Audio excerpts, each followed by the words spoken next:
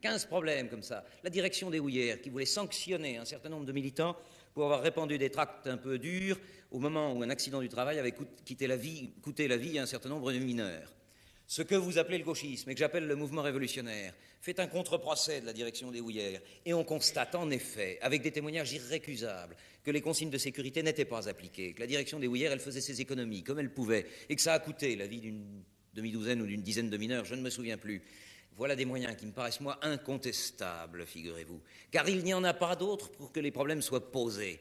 Et dans ce système où, en effet, la domination de la classe bourgeoise, à laquelle j'appartiens par filiation et que j'ai bien l'honneur d'avoir trahi, est si solidement installée qu'on ne peut plus faire passer ces informations, ces mises en cause. On ne peut plus découvrir les secteurs nouveaux, sinon par des actions de type illégal. Et ce qui nous sépare, c'est pas le fait de savoir si toute telle ou telle action est de caractère archaïque ou non.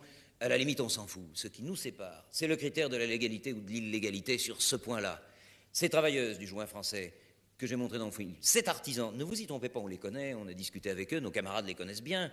Ils sont en train de faire une prise de conscience dont vous aurez la monnaie de la pièce. Et ce qu'ils découvrent, c'est qu'en effet, nous ne sommes pas, contrairement à vous dire, une société libérale. Le problème des moyens, il est tout entier là. Et le seul critère que nous avons, nous, c'est que les seuls moyens admissibles sont ceux que la plus grande masse comprend, admette et reconnaisse comme légitimes parce que répondant à son problème. Monsieur Rocard, il y a plus de 30 ans que Charles de Gaulle nous a appris que la légitimité était plus importante que la légalité. Alors je suis parfaitement capable de vous suivre sur ce terrain. Voilà une chose claire, ça aidera. Focaliser sur des événements fragmentaires. Mais en contrepartie, vous n'avez pas l'honnêteté de dire tout ce qui est réalisé.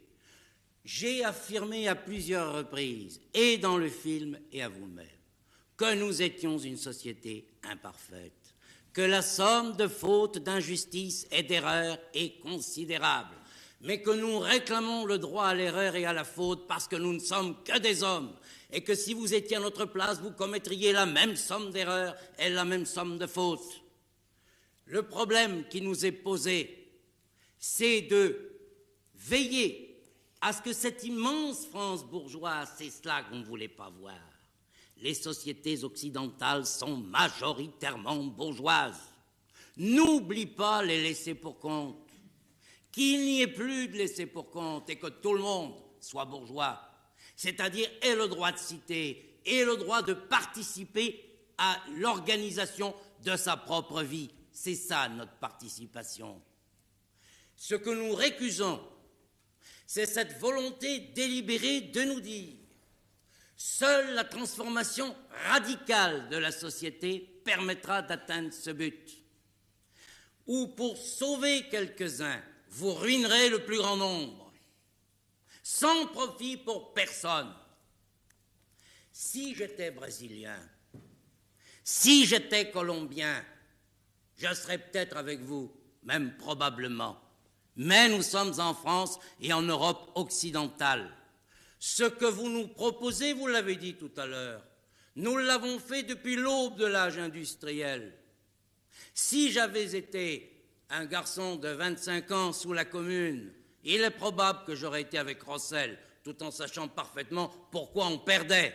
Mais j'y aurais été. Mais aujourd'hui, dans quelle société êtes-vous? Regardez-la donc. Il y a tout de même bien les 12 millions de voitures, c'est pas une invention. Il y a tout de même 500 000 logements par an, même s'il y a encore des gens mal logés.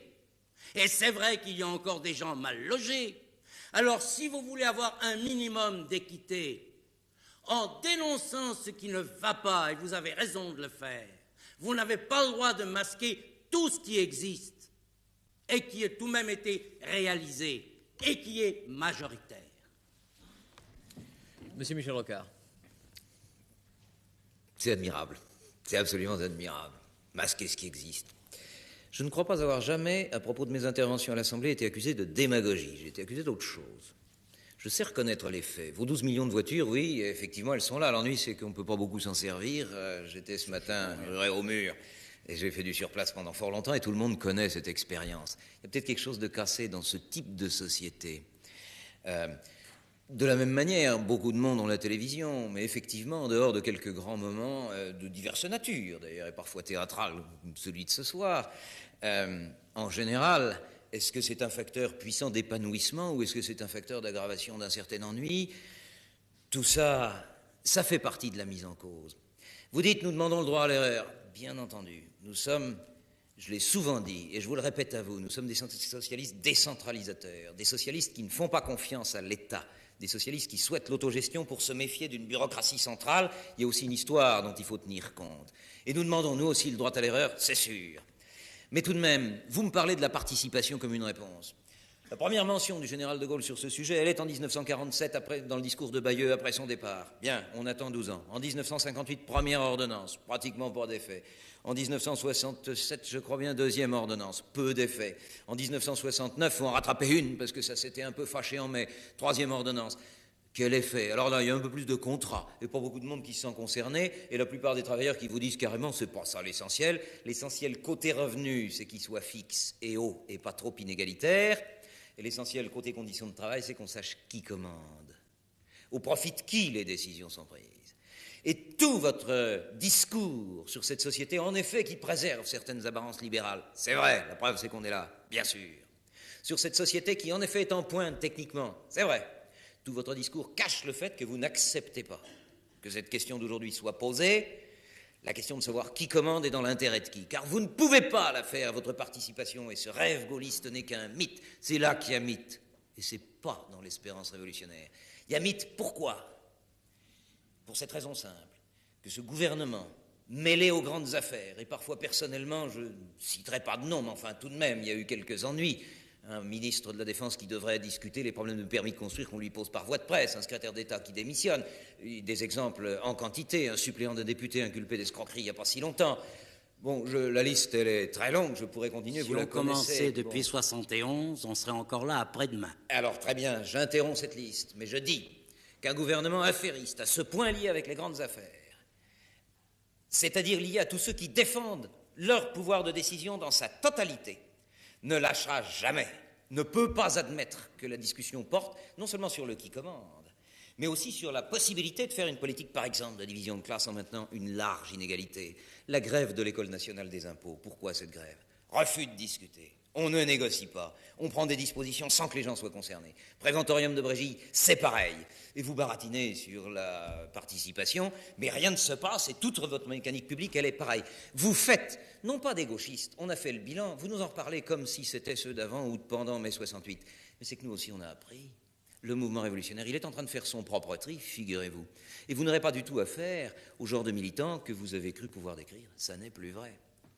Alors, Monsieur Sanguinetti, vous répondez sur ce problème participation et qui décide. Je voudrais tout de même qu'on ne laisse pas complètement de côté une des dimensions de la question dont on doit parler, qui est le problème de la violence comme moyen. Parce que ça me semble que c'est quelque chose d'important. Qui décide et qui décidera toujours, Monsieur Rocard, c'est l'État. Nous sommes dans un pays où jamais rien de grand ne s'est fait sans la volonté ou le concours de l'État. Toute notre histoire en témoigne. L'État, c'est le répartiteur. L'État, c'est le garant de la justice, et c'est même le seul. L'État, c'est le seul qui puisse faire plier les grands au profit des petits. Toute l'histoire de la monarchie française, vous le savez aussi bien que moi, ça a été la lutte de la monarchie et du peuple contre les féodalités. Il est vrai qu'il y a des moments où les féodalités relèvent les têtes. C'est vrai. Mais rien ne vous prouve, et ce n'est pas vrai qu'actuellement ce soit le cas. Parce qu'il y a des aspects particuliers, vous en faites toujours un aspect général. Mais quand vous croyez que vous éviterez l'État si vous arrivez au pouvoir, moi je peux vous dire ce que sera votre État. Il sera autrement policier que le nôtre, parce que vous voudrez faire le bonheur de force, tandis que nous savons que le bonheur est un phénomène subjectif, propre à chaque individu, et que tout ce que nous pouvons faire, c'est de lui donner des moyens objectifs de se le fabriquer lui-même. Mais votre intention, parce que vous avez une foi absolue, alors que nous n'avons que des foi relatives, c'est, lorsque vous serez au pouvoir, malgré vous, vous nous dépasserez en centralisation, vous nous dépasserez en autorité, vous nous dépasserez en répression. Alors, monsieur Rocard, vous répondez pas et laisser justement, passer ça. et justement, vous abordez peut-être les problèmes posés par la violence et par la répression. Oui, puis enfin, Ce serait tout se d'ailleurs- mélange. oui, La mais- violence ne se légitime que Oui. par rapport à ses Non, mais objectifs. nous Là, je avons, suis d'accord avec vous, monsieur Rocard. nous avons fait, Compromettant, mais... nous avons fait beaucoup de sociologie qui était d'ailleurs très intéressante, mais il y a un aspect qui est les manifestations du gauchisme et sur lequel il faut venir. Vous avez notamment à plusieurs reprises utilisé les termes de révolutionnaire ou les termes de gauchiste. Ce serait, je crois, intéressant que vous précisiez votre position précisément, et notamment à travers les moyens. Bon, c'est une manière de prendre la question. Qui commande et qui décide? Vous disiez tout à l'heure, vous prenez toujours des cas isolés et vous en faites un problème général. Y a-t-il problème plus général pour tous ces hommes et ces femmes qui nous écoutent ce soir que de savoir de qui ils dépendent? Après tout, demain, que sera demain? Qui en a décidé? C'est ça le problème général. Et c'est pour ça que maintenant, la question de savoir qui commande devient une question importante. C'est vrai qu'en disant « nous nous battons pour une société plus libre », parce que socialiste, nous pouvons être accusés de faire simplement de la propagande politique comme tout le monde. Et je n'ai pas le droit, plus que d'autres. Moi aussi, je demande le droit à l'erreur. Vous m'avez rendu beaucoup plus absolu que nous ne sommes. C'est vrai que nous ne demandons pas à être crus sur ce que nous disons simplement, mais sur ce que nous faisons. Et là, je ne prends pas témoignage de l'ensemble du mouvement révolutionnaire, mais de mon propre parti. La manière dont on y discute, la manière dont on y débat, la liberté avec laquelle se font les choix, le fait que la démocratie intérieure est extrêmement active, parfois brutale, c'est le seul signe que nous pouvons donner qu'en effet, nous construisons ensemble un projet qui se vit dans la liberté par des militants ayant appris à la mettre en pratique. Le pouvoir de décision chez nous ne se compromet jamais dans des manœuvres de ce type et par conséquent, nous nous battons dès maintenant, dans notre propre mode de vie, contre toute dégénérescence bureaucratique, centraliste, policière. Voilà un problème. Maintenant, l'État. Précisément, il a probablement fallu, pour sortir de la misère, quelques cinquantaines ou centaines d'années pour construire ce molosse effroyable, et maintenant on s'aperçoit qu'il n'embraye plus. Vous savez comment je suis devenu décentralisateur, moi? Non pas par une émotion romantique, par les tournées professionnelles de mon métier, en observant sur place comment, dans les provinces, les secteurs les plus lointains, ou même à Paris, car le fond de Paris, c'est aussi une province dont on s'occupe peu. Paris, on s'occupe que de la nation. Comment finalement on est loin de tout et comment il n'est pas possible à votre énorme machine d'embrasser tous les problèmes qu'elle a à trancher. Il faut déléguer énormément. Et il faut non pas déconcentrer, tout le monde s'en fiche. Il faut que le maximum de ce qui concerne chaque individu soit décidé le plus près possible de lui, le plus près possible de son contrôle. Et ceci dans la production comme dans la vie locale. Il n'y a là ni mythe ni rêve, ça s'appelle l'autogestion, c'est assez compliqué d'ailleurs. L'organisation de l'autorité dans l'entreprise, sous un contrôle collectif régulier, n'aura rien de simple. Nous ne nous battons pas pour un projet simple, nous nous battons pour un projet qui répond à une société plus complexe.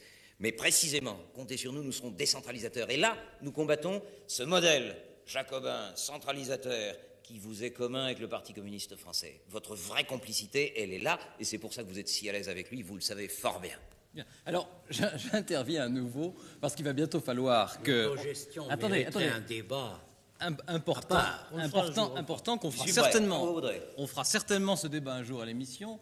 Aujourd'hui, il va bientôt falloir qu'on parle des conséquences du gauchisme et des perspectives ouvertes par le gauchisme. J'aimerais tout de même, sans avoir l'air absolument obsédé, j'aimerais tout de même que d'un mot, l'un et l'autre, vous puissiez parler du problème de la violence, parce que là, on vient beaucoup de parler de l'État. on y va. On vient beaucoup de parler de choses importantes mais abstraites. La dimension de la violence est une des dimensions du gauchisme. Ça n'est pas la seule, c'est une dimension importante. J'aimerais que, rapidement, l'un et l'autre, vous en parliez. Bien. Monsieur Sanguinetti. Bon, Monsieur Rocard. Pourquoi pas? Le problème de la violence, c'est de savoir les raisons de sa naissance. Il y a eu en France depuis 1 an et demi ou 2, je crois une vingtaine peut-être, de séquestrations. Je connais personnellement des militants, dont certains de mon parti, qui y ont participé. Et je peux vous dire sur les séquestrations plusieurs choses. Jamais c'est quelque chose qui est décidé d'avance, jamais. Presque toujours, c'est un acte de désespoir. Presque toujours. C'est vraiment le signe du « il n'y a plus autre chose à faire ». On ne peut pas faire autrement. Pardonnez, on ne peut autrement. Excusez-moi, paraphrase. Voilà. Bien sûr, il y a le problème très précis de l'adolescence, qui entre dans une société de plus en plus difficile et de moins en moins faite pour elle. société d'ailleurs où on vieillit de plus en plus longtemps et où par conséquent il est de plus en plus difficile de s'intégrer. Problème localisé, particulier, mais devant lequel aussi la réponse en termes de violence est le résultat d'une situation. Ce que je dis moi ici, au nom de notre parti, c'est que toutes ces violences, nous les comprenons. Elles nous paraissent traduire une situation, que l'essentiel d'entre elles posent des problèmes qui sont des problèmes réels, qu'on ne peut pas imaginer une transformation de la société allant vers une étape de développement plus forte si on ne prend pas en compte tous ces problèmes, même ceux que vous vous gardez bien de prendre en compte. Cela étant, pour que cette protestation sociale, en effet violente, parfois anarchique, devienne une volonté politique, un projet politique, il y a du tri à faire, il y a des responsabilités à prendre, il y a des actes aventurés à déconseiller. Notre critère, il est simple, sont les violences nécessaires, celles qui sont comprises par tout le milieu social. Prenez le problème paysan, tenez le plus clair, c'est là que le problème se pose de la manière la plus nette. 1945, statut du fermage et du métayage.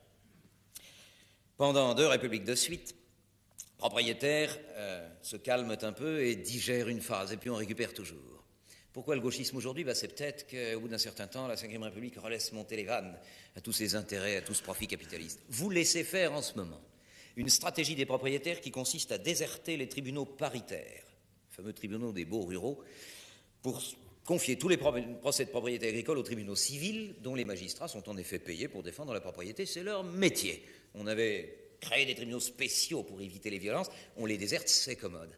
Résultat, le monde paysan tout entier, quand il a des problèmes de maîtrise de son outil de travail, n'a plus ni tribunal ni endroit pour se faire entendre. Terminé.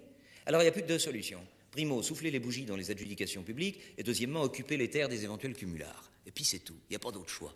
Et cette violence-là, tous les paysans la comprennent. Celle-là, nous l'assumons, de la même manière que celle des conflits ouvriers. Mais regardez le joint français, regardez Brésil, regardez tous ces conflits, si durs, illégaux, des conflits gauchistes, le Parti communiste toujours absent des comités de soutien, toujours, parce que, respect de la légalité, il n'y en a pas un où on n'est pas à bout de souffle. Essayez d'explorer toutes les procédures connues de négociation, toutes. Parfois d'ailleurs avec le désaccord des militants révolutionnaires les plus avancés. Monsieur Sanguinetti. Et ensuite, on passe. Il y a 2 types de violences. Il y en a même 3. Il y a celles qui s'adressent aux personnes, et singulièrement quand ces personnes ne sont pas responsables. Les incarcérations ou séquestrations de cadres qui ne tiennent pas le levier de commande de la société concernée, ou la prise d'otage d'un énième sous-fifre d'une grande entreprise, sont des actes inadmissibles. En France, Dieu merci, nous avons évité le meurtre jusqu'à présent, ou l'assassinat. Ça peut arriver. C'est arrivé en Italie. C'est arrivé chez Renault. Ce n'est pas arrivé chez Renault. Ça, c'est le type de la bataille imbécile et du drame imbécile dans lequel tout le monde a tort et tout le monde a raison. Vous le savez aussi bien que moi. Non. Et puis, il y a la violence exercée par telle ou telle catégorie sociale en perte de vitesse et qui réagit parce qu'elle ne peut pas ne pas réagir. Et là, il faut une grande compréhension des pouvoirs publics. Enfin, il y a la violence gratuite, celle qui consiste, par exemple, à saccager des locaux universitaires, pour rien. Quand il se passe quelque chose à Sancier, personnellement, je n'y attache aucune importance. Pourquoi? Il y a focalisation sur Sancier par les moyens audiovisuels et par la presse. Alors on a l'impression d'un gros événement. Ça n'est pas un gros événement. Ça n'est sûrement pas un gros événement. Pourquoi? Ça se passe en vase clos.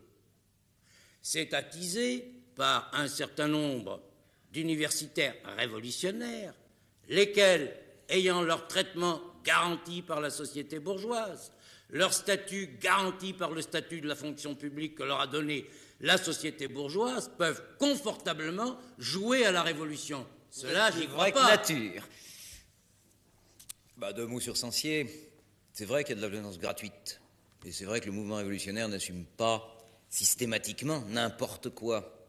Il n'empêche que quand dans une zone déterminée de Paris, on ferme 3 maisons de jeunes et la culture, le petit théâtre du coin, et que finalement on bloque, on interdit, ou on ferme, on détruit tous les lieux où pouvait se rassembler la jeunesse, il ne reste plus qu'un lieu universitaire, On peut trouver des profs qui soient simplement peu répressifs, et puis c'est tout. L'essentiel est là. Après, on fait donner 60 vigiles, parce que probablement on a besoin de provoquer un peu les choses, mais le responsable lui-même s'est exprimé là-dessus très nettement. J'ai écouté avec attention votre caractérisation de la violence.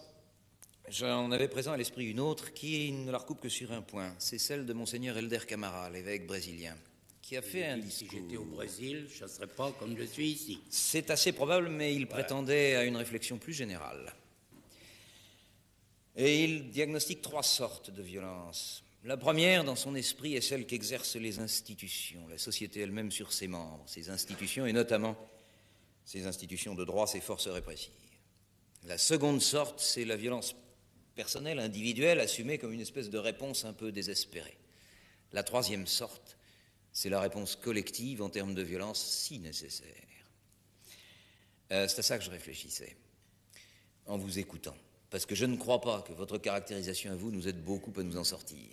En ce moment, ce qui se produit, c'est non pas qu'il y a violence de certaines catégories sociales seulement pour défendre des positions, mais précisément découvrant qu'elles ont de moins en moins droit de citer. Je reprends votre expression, après tout, elle est amusante, fouillons-la un petit peu.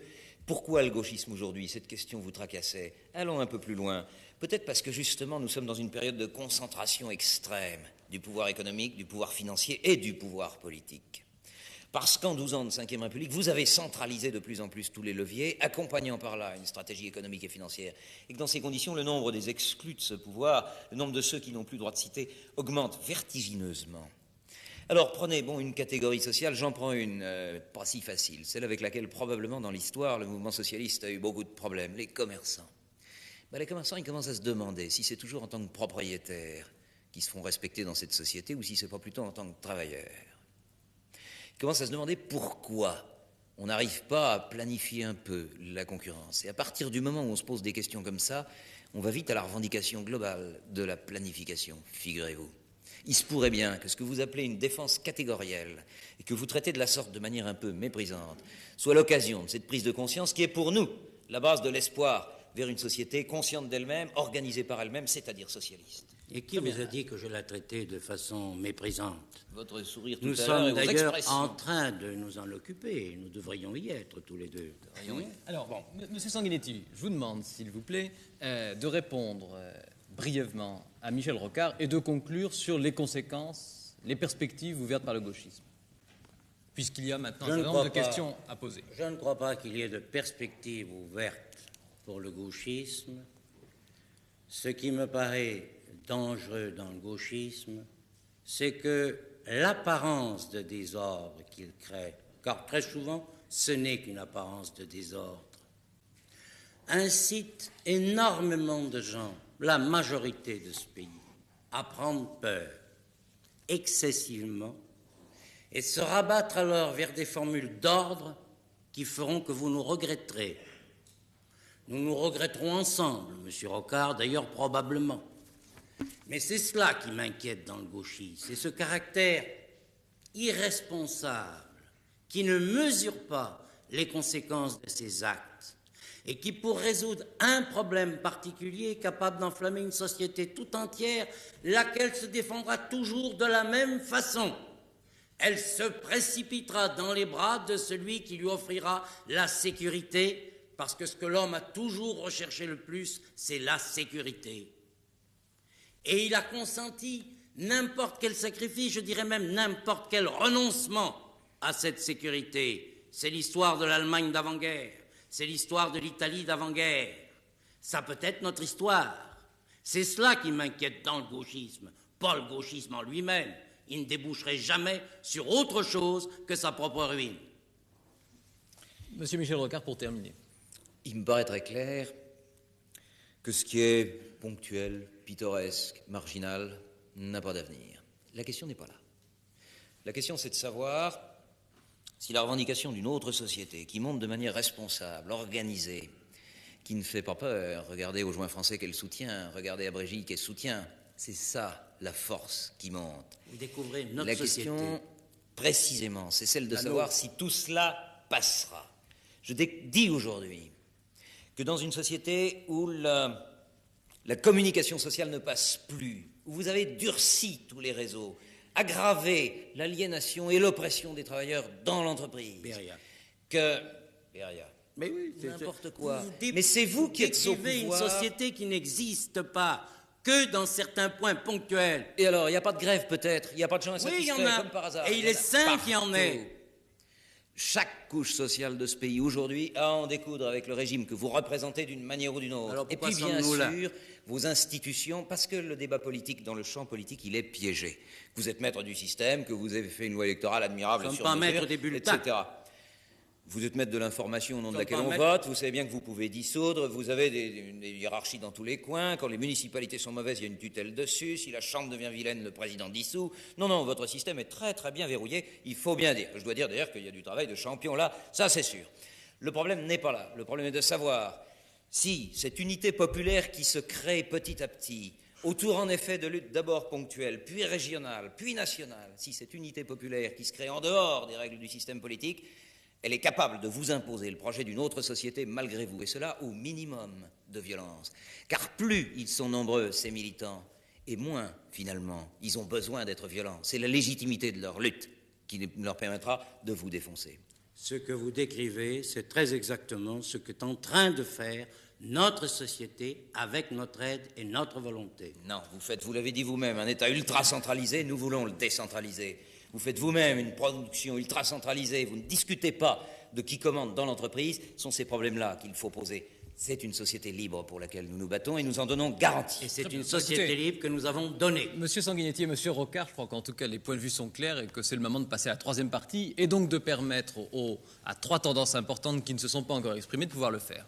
Effectivement, donc il y a ce soir, comme vous l'avez dit, Guy Claes, trois tendances représentées. Il y a d'abord le premier interlocuteur, Monsieur Roland Favaro, qui est membre du comité central du Parti communiste français, qui est depuis, je crois, 1969, responsable du mouvement de la jeunesse communiste de France.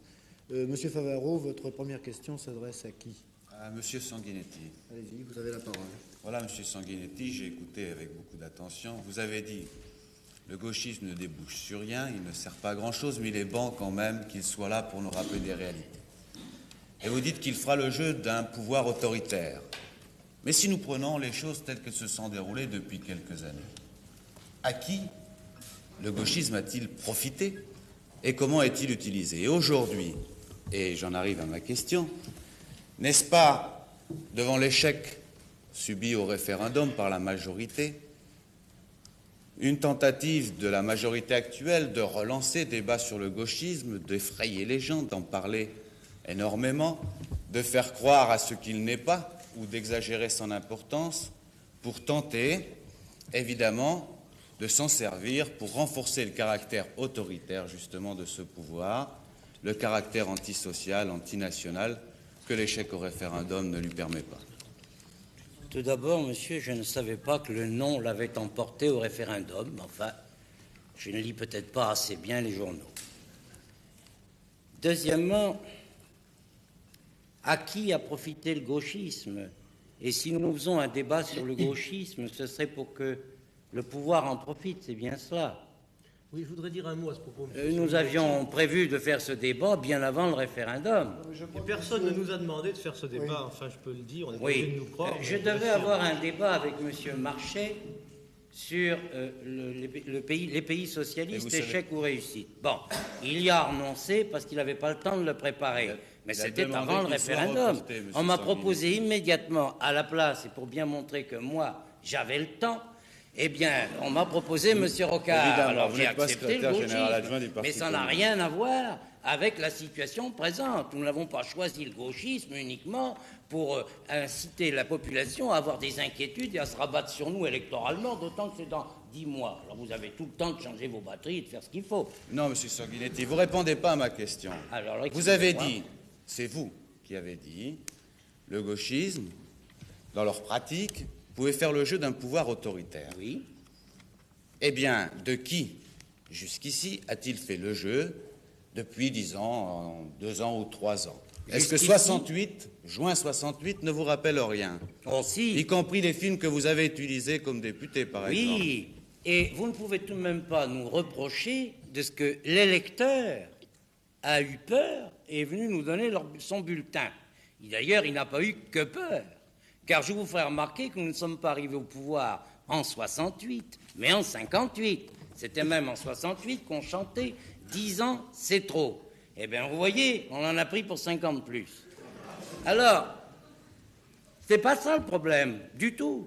Le pouvoir autoritaire qui peut nous remplacer, parce que nous ne sommes pas un pouvoir autoritaire. La preuve, vous êtes là, je suis là, M. Rocard est là. Vous savez ce que c'est qu'un pouvoir autoritaire. Eh bien, le pouvoir autoritaire en question, ça peut être vous.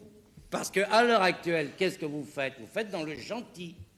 En général, vous montrez surtout ceux d'entre vous qui plaisent et qui rassurent. Mais, écoutez, et d'ailleurs, vous avez banni tout vocabulaire révolutionnaire. Si vous permettez, puisque tout à l'heure vous parliez simplement d'arguments fragmentaires, quand même, puisque nous parlons de pouvoir autoritaire, parlons de celui qui existe. Depuis 14 ans, vous êtes au pouvoir sans partage. Ah, je ne partage avec beaucoup de gens. Non, vous ne partagez pas grand-chose.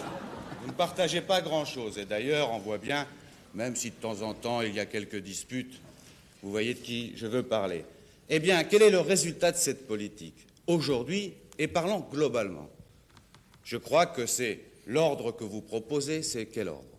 C'est l'ordre de l'argent roi, c'est l'ordre du chômage qui grandit, c'est l'ordre des scandales immobiliers, des scandales de l'ORTF, des scandales des impôts. C'est-à-dire, donc, c'est aussi la braderie de l'indépendance nationale que l'on tente d'utiliser. Voilà l'ordre que vous proposez, y compris qui conduit à un certain nombre d'événements. En plus, du point de vue du pouvoir autoritaire, parlons, puisqu'on a beaucoup parlé de la jeunesse ce soir, de la chasse aux jeunes, des droits démocratiques qui leur sont reconnus, du droit de vote à 18 ans qu'on leur refuse, la chasse aux militants syndicaux, aux militants syndicaux. Et vous parlez ensuite, donc, d'un pouvoir qui n'est pas aux autoritaires. Non. Non. Non, parce qu'il provient des Et c'est bulletins de peut-être vote. pour ça, d'ailleurs, parce que vous êtes trop libéral, que votre majorité ne cesse de diminuer Monsieur, et que vous en êtes aujourd'hui à un peu nous plus n'avons jamais d'un tiers. réussi à nous offrir une majorité à 99,9. Non. Monsieur Favaro, Jamais. je crois qu'on vous a laissé parler sur cette question. Je pense que... André Campana, je pense oui. que sur le thème les gauchistes font-ils le jeu actuellement du pouvoir, Oui, Monsieur peut-être Rocard que pourrait Michel dire un Rocard mot. a-t-il C'est intéressant. un commentaire à faire. J'avais un commentaire aussi sur les électeurs en juin 68. Je ne suis pas sûr du tout qu'ils aient eu peur, je crois qu'ils ont été malins. Souvenez-vous, il y a eu 5 jours pendant lesquels le général de Gaulle voulait faire un premier référendum, puis ça n'a pas pu. Il y avait 5 ministres qui démissionnaient, on brûlait les dossiers dans les cabinets de ministres des Finances. Si, excusez-moi, j'ai encore quelques informations de ce côté-là. Toujours pour faire croire que... Je n'ai pas l'impression que c'était de cet ordre. Enfin, ça s'en allait de toutes parts. Le préfet de police interdisait les rassemblements de plus de 3 personnes dans les rues de Paris. On continuait à s'y retrouver 50 000. Ça ne changeait pas nos rapports avec la police, d'ailleurs. Ce qui ne veut pas dire qu'ils étaient bons. Enfin, le pouvoir traînait par terre. Et les électeurs ont compris qu'il n'y avait pas encore de force de taille à le prendre. Simplement, ils ont tiré l'addition en juin 68. Et nous traînions C'est par ça. terre, vous imaginez. C'est pas de notre faute À s'il ce y avait moment-là, personne. oui, mais je veux dire, c'est pas seulement... Je crois, moi, que les électeurs de juin 68, ils ont fait un choix parfaitement clair, parce qu'ils ont vu en effet où est-elle le degré de maturité d'avancement, et le mouvement révolutionnaire n'était pas prêt. Ça, c'est bien clair. Mais méfiez-vous, il a changé depuis la description que vous en donnez. Maintenant, il saura mener des luttes légitimes et rassurantes. Bon, je crois une question maintenant pour Michel Rocard, Monsieur Favaro. Très brièvement, puisque... Voilà, la révolution, c'est, je crois, une profonde transformation de la société. Le soutien constant du PSU à l'ensemble des groupes gauchistes, l'anticommunisme que vous partagez avec eux, l'action commune que vous menez souvent, ne sont-ils pas les conséquences logiques de l'incapacité fondamentale du PSU à engager le véritable combat révolutionnaire, c'est-à-dire l'union dans l'action contre le pouvoir capitaliste pour de véritables changements? Question politique très vaste. Question directement politique. Très en précise. effet. Auquel vous répondez vraiment d'un mot. Pratique. D'une phrase. Soutien constant à l'ensemble des organisations révolutionnaires? Non, c'est pas si simple. Accord sur un certain nombre de points, sur beaucoup de points, actions communes nombreuses, pas soutien constant, pas soutien conditionnel, je m'excuse. Nous avons, à propos de l'enlèvement de Nogrette, dit nettement, fait un choix. Il était clair, c'était une condamnation. parfaitement honnête. Commune, quand même, vous admettez. Action commune L'anticommunisme fréquente sur un aussi. certain nombre de points. En bref, la réponse à la soir question. également. Nous avons condamné, désapprouvé celle des organisations révolutionnaires qui se coupaient d'une compréhension large du mouvement de masse possible. Nous nous battons pour l'unité populaire. Nous avons regretté que le Parti communiste ne soit pas au comité de soutien de la grève d'Évian, ou à celle du Joint français, ou à celle du prémontorium de Brégy, dans toutes ces formes d'unité qui se font précisément là où on est à 80 ou 90%, mais sur des objectifs qui n'ont pas votre approbation, car ce sont des objectifs de décentralisation, des objectifs constitutifs plus tard de liberté. Ma réponse, elle est celle-ci. Nous sommes des militants unitaires. Jamais nous ne nous sommes permis d'exclusif vis-à-vis de qui que ce soit. Souvenez-vous, nous avons discuté, nos deux partis, au moment des dernières élections municipales. Nous sommes arrivés, après 2 mois de discussions harassantes, à une plateforme commune, signée par une délégation du Parti communiste français, conduite par Roland Leroy, une délégation du Bureau national du PSU, conduite par, je crois bien, Robert Chapuis, je ne me souviens plus quel était notre négociateur. Pour la première fois dans l'histoire de votre parti, une délégation a été désavouée par le bureau politique et vous avez brisé l'accord. Vous menez fréquemment une politique de division que vous baptisez politique d'unité. Alors, monsieur Rocard, L'essentiel, laissez-moi je vous ai finir, écouté ce soir. l'essentiel, c'est de savoir autour de quels objectifs on fait cette unité. Aujourd'hui, l'objectif, c'est plus seulement meilleur salaire, plus de pain. L'objectif devient qui commande, quel type de société. Nous nous retrouvons là-dessus. Je m'excuse, Et monsieur voilà Favaro, je pourquoi crois qu'il nous faut gagnons passer à depuis une autre 14 ans. question. Vous avez un commentaire très bref à faire parce qu'il faut que nous passions Alors, à la deuxième question. Oui. Simplement 2 mots. Est-ce qu'il est possible, je crois, de dire que l'on mène un combat révolutionnaire quand on est dans le même temps, comme vous l'avez fait ce soir à plusieurs reprises, avec l'aide bienveillante de M. Sanguinetti, vous tenez des propos anticommunistes, c'est-à-dire le plus grand parti de France, qui regroupe le parti qui regroupe la classe ouvrière, qui lutte pour ses objectifs et qui lutte pour une transformation véritable de notre société. Est-ce que vous croyez que c'est compatible, cela, avec une attitude véritablement révolutionnaire? Et j'en termine. Favaro, une seule phrase et elle est simple. Nous n'avons jamais fait d'anticommunisme. Nous n'entendons pas en faire. Nous souhaitons que nos camarades communistes cessent de considérer comme anticommunisme l'ouverture d'un débat critique où on avoue des désaccords sur certaines positions, quitte à ce soit bilatéral ou devant des tiers. Si vous persistez à appeler anticommunisme toute critique, effectivement, si vous admettez que dans l'ensemble des forces socialistes, le débat doit rester ouvert, qu'on a tous le droit à l'erreur, nous l'avons demandé pour nous, acceptez-le donc pour vous, qu'on puisse discuter de vos positions, on y est prêt. Et cessez. Nous ne sommes pas anticommunistes. Michel Rocard, ça me paraît tout à fait clair. Nous avons un deuxième interlocuteur, excusez-moi. Donc, c'est Maurice Najman. Vous avez été, Maurice Najman, l'un des fondateurs. Vous avez participé à la fondation des CAL, les comités d'action lycéens, qui ont joué un rôle important en mai 68. Depuis, vous ne vous êtes pas démobilisé puisque vous êtes membre du bureau exécutif de l'Alliance marxiste révolutionnaire. Vous êtes au fond un gauchiste. Alors, quelle est la première question et à qui s'adresse-t-elle? Ma question s'adresse au député UDR Sanguinetti. Je l'ai écouté aussi avec attention et à force de vouloir rester dans le général, le député UDR Sanguinetti n'a pas dit grand-chose de très précis. Alors je voudrais bien qu'il me réponde précisément à une question précise. Il y a quelque temps, le maire d'une petite commune de France a annoncé la création d'une milice pour combattre ce qu'il appelait la délinquance juvénile, en réalité, de mon point de vue, pour combattre le désir de la jeunesse à vivre. Immédiatement, l'appareil de votre État s'est mobilisé pour dissoudre cette milice. Alors, puisque vous êtes député, vous avez donc les moyens de déposer des projets de loi à l'Assemblée nationale. Êtes-vous prêt à déposer un projet de loi pour demander la dissolution des ligues fascistes comme Ordre Nouveau, ou bien d'autres qui sont plus près du pouvoir, comme les services d'action civique? Êtes-vous prêt à demander la dissolution des milices patronales qui ont assassiné tout récemment 2 militants ouvriers, le maoïste Pierre Auvernais et le militant du Parti communiste Labroche? Sans parler des rapts suivis d'assassinats, puisque vous en avez parlé, comme celui de Ben Barka il y a quelques années. Eh bien, monsieur, je vais vous décevoir, je n'en ferai rien. Je m'en doutais. Je n'en ferai rien parce qu'il ne s'agit pas du tout du même problème. Il y a 38 000 communes en France, et si tout le monde, à l'instar de ce maire de l'Hérault, d'ailleurs socialiste et sûrement très brave homme, se mettait à lever sa petite milice personnelle, Bah, vous seriez plus en train de me parler du SAC ou des Je vous parle de CDR. milice patronale. Ou les milices patronales. Ce que vous appelez la milice patronale, c'est un organisme de surveillance d'une usine de 50 000 ouvriers. Armée de pistolets, Oui, oui. bien entendu. Et qui appartient à l'État, qui appartient à la collectivité nationale. Son patron est désigné en Conseil des ministres, c'est M. Dreyfus. Ça n'est pas un patron de droit divin. Si vous arrivez au pouvoir, une simple décision du Conseil des ministres pourra l'en retirer. Alors parlons Bon. d'autres usines, Monsieur Sanguinetti.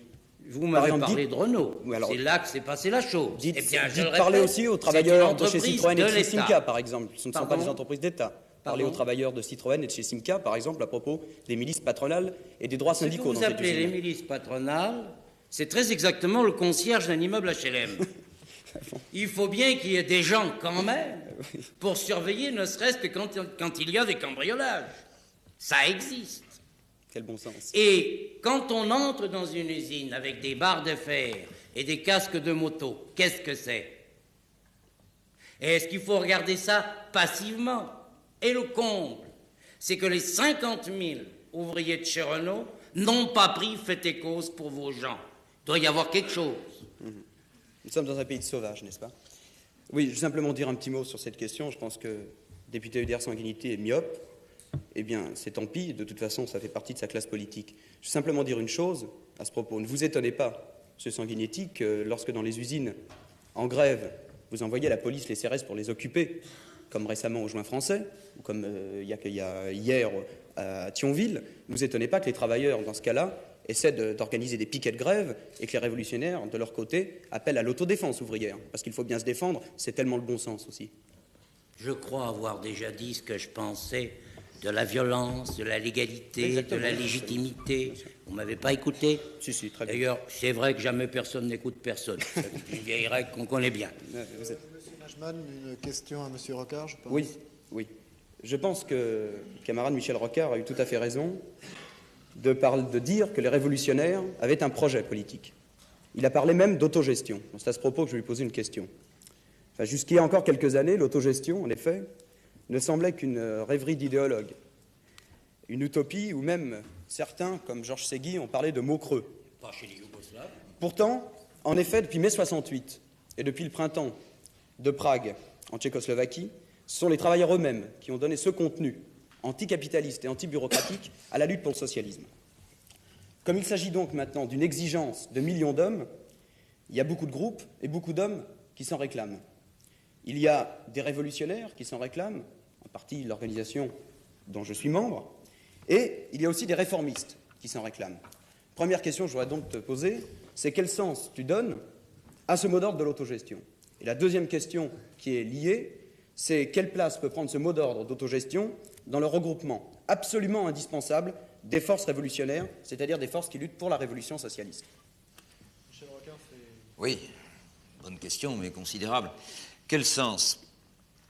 La volonté que la société soit organisée sous le contrôle de ceux qui y travaillent le plus près possible. Bien sûr, il y a des niveaux de décision qui sont centraux pour les très grandes entreprises et pour l'État. Cela supposera des délégations contrôlées. Prenons une image simple, le pouvoir est pyramidal. Aujourd'hui, on délègue tout depuis le sommet et ça redescend. On ne laisse aux communes que les attributions qu'on veut bien, qu'aux départements ce qu'on veut bien. Les directeurs d'usines des grands trusts sont eux aussi délégataires des pouvoirs que veut bien concéder le conseil d'administration. La revendication autogestionnaire, c'est l'inversion. Le maximum se fait à la base et sous son contrôle. La délégation doit régler les problèmes des étages supérieurs. Très compliqué, un tout autre débat. Aujourd'hui, ce que veut dire le rassemblement de l'espérance populaire autour de ce thème, c'est le refus d'une société centralisée, bureaucratique, policière. C'est la volonté d'assurer la liberté même et la possibilité d'épanouissement dans une société par la diffusion du pouvoir. Et c'est là seulement peut se rassembler un très vaste courant socialiste qui déborde en effet largement le mouvement révolutionnaire, à condition de trouver projet politique précis. N'allongez pas trop votre C'est fini. réponse. Juste deux mots, s'il vous plaît. La question était assez précise et tu as répondu de façon un peu trop large, à mon avis. Il y a des réformistes qui se réclament de l'autogestion, il y a des révolutionnaires qui se réclament de l'autogestion. Oui, c'est vrai. Oui, je crois que vraiment il faut passer, sinon Monsieur Menu, qui est notre dernier Alors, invité, alors, nous avons disons un rendez-vous seulement, parce impérieux Ça avec se le juge Rhône. dans l'application. Deux mots, deux secondes simplement sur cette question précise. Je voulais simplement dire et exprimer par cette question que les illusions de certains réformistes qui pensent que la lutte pour l'autogestion suffit à la prise du pouvoir par la classe ouvrière, je pense que ces illusions ne sont pas partagées par les révolutionnaires. Que la lutte pour l'autogestion, qui est l'axe politique, l'axe stratégique de notre point de vue, d'un mouvement révolutionnaire à notre époque, cet axe stratégique, précisément, démarre dans la lutte revendicative et doit aboutir à la destruction de l'appareil d'État représenté ici par Sanguinetti.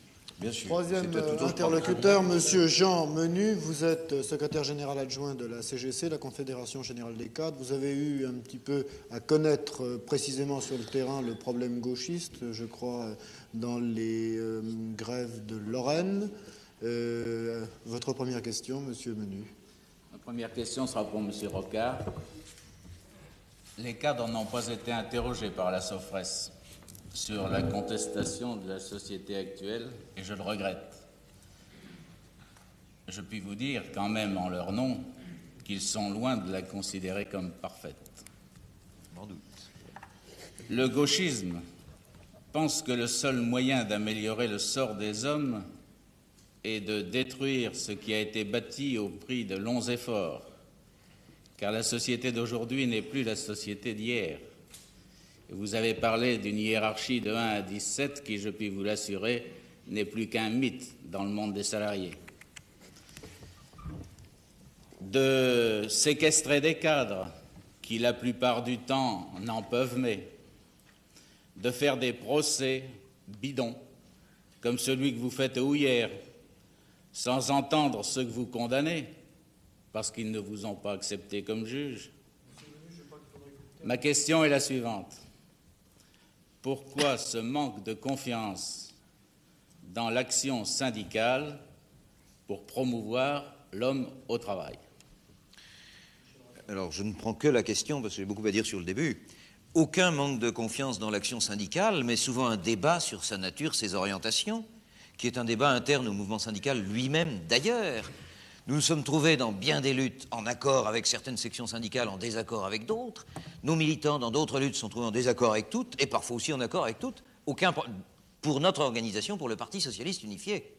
Un certain nombre d'organisations révolutionnaires prétendent mettre en question l'ensemble du mouvement syndical français. Ça n'est pas notre cas. Nous discutons au nom d'une stratégie, et cas par cas, tout en sachant une chose fondamentale, qui est que le mouvement syndical est l'instrument de défense jusqu'ici unique de l'ensemble des travailleurs. Nous n'entendons ni le mettre en cause, ni l'affaiblir. Nous entendons que les militants participent à une lutte en sachant quelle stratégie. Votre deuxième question, s'il vous plaît. Malheureusement, nous avons un rendez-vous avec l'Eurovision en raison de la visite en France de la reine Elisabeth d'Angleterre et nous ne pouvons absolument pas déborder du temps qui nous est imparti. Monsieur Menu, je m'en excuse, mais vraiment, nous ne pouvons absolument pas aller plus loin. Je vous dis bonsoir à tous et je vous rappelle simplement que le prochain Armes égales opposera le 13 juin messieurs Michel Debré et François Mitterrand. Bonsoir.